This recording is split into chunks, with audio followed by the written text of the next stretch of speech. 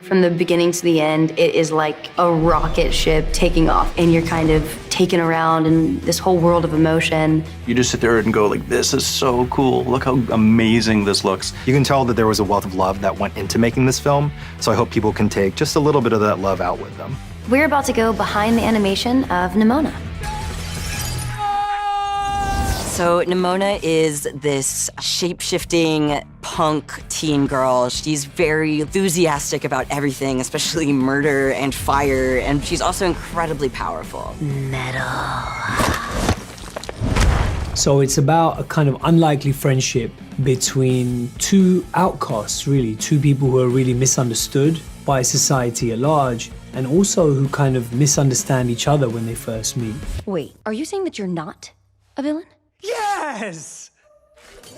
Look, I can get us out of here, but things are about to get weird. About to get weird?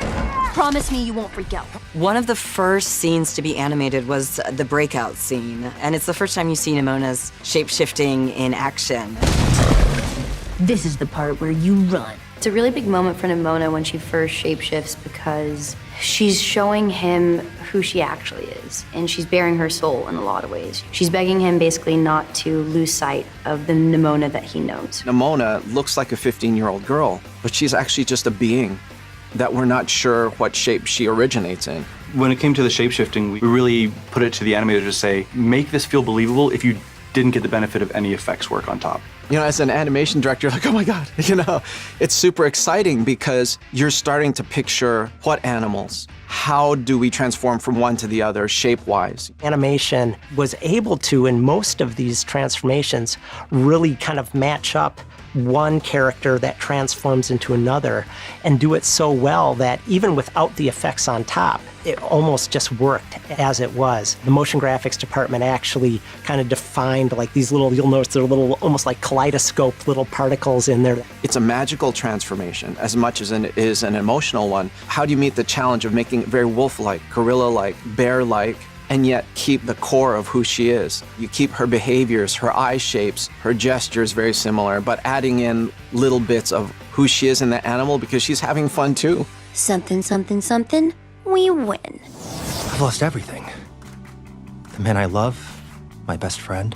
Ambrosius Goldenloin changed the most, I think, from all of the main characters between the graphic novel to this film adaptation. Because he was the last character design, we could really tailor it to the casting in a way, you know, that was super specific. When they decided that he would be of Asian descent, the lead animators who were designing him were pulling references of notable queer Asian American men. And so that was actually how my name got put into the ring, was because the animator was using my photos to model parts of the character off of, which is just such a humbling and wild story.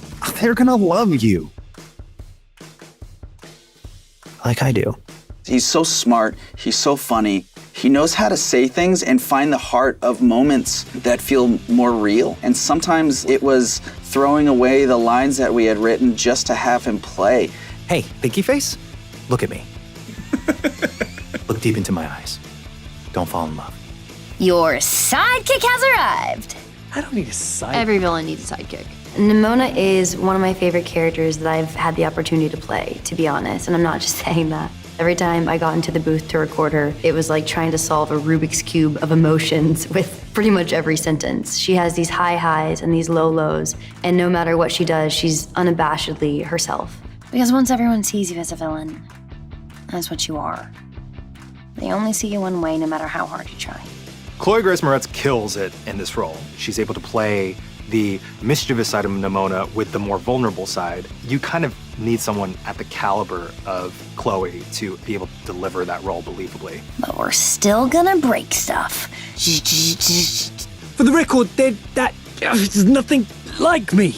Riz Ahmed has the perfect voice for Ballister. It was so perfect that I'm pretty sure that all of my memories of the character from the comic were just replaced with Riz Ahmed after that point. I truly loved the way that he brought so much empathy and so much heart and so much humor to Ballister. Oh look, it's me on a rhinoceros skewering several guards like a human kebab. I think Riz Ahmed is one of the most tender actors out there, and he just has so much dimension to his characters, And to hear him in a voiceover role is really cool because you can still feel his spirit so much in Bal, and it really comes across so vulnerable. One decision that was important to me was to try and play the role in something close to my own accent. I felt when this story is all about someone who wants to be accepted and is afraid of not fitting in, it would be almost hypocritical of me to try and cover up my accent. Thought it would be good if he kind of stands out in that way.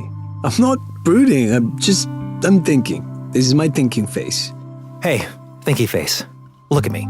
The idea that I could be able to inform this character in a lot of ways with my own experience, it's a really wonderful process. We actually had so many conversations, myself, Troy, Nick, about queer experience, my experience growing up as a young man in the American South, how that relates to a lot of the struggles that these protagonists also go through with their identities, about feeling somewhere in between. And I hope that you feel his struggle based on me imparting a lot of what I have been through into the storyline that he's experiencing. It's time to rewrite this story. Nimona! Nimona! I think fans of the graphic novel will really like the film because it still holds all the core values of the story. And exactly who Nimona is in the graphic novel, I think, is imparted into the movie. So Nimona started as an idea that I had when I was in high school, actually. And it was the idea of this shapeshifter who could be literally anything. That was a big power fantasy for me at the time because it was just something that I really wanted the ability to control my body and my presentation. She became a way for me to voice those complicated, often really messy feelings in a way that I just didn't have any other way to do at that time. It was really great to see that they were willing to re-examine certain parts of the story and figure out how to bring it into the future. Their use of lighting and color is really, really gorgeous and unique, and I've never seen anything like it. You basically have this really wonderfully wild adventure and a very heartfelt story about people really discovering not only the truth of what happened in the narrative, but the truths of their own identities. One of the central themes of this film is about acceptance. I think that as important as it is to try and find that acceptance from other people, you'll never get it until you really accept and love yourself.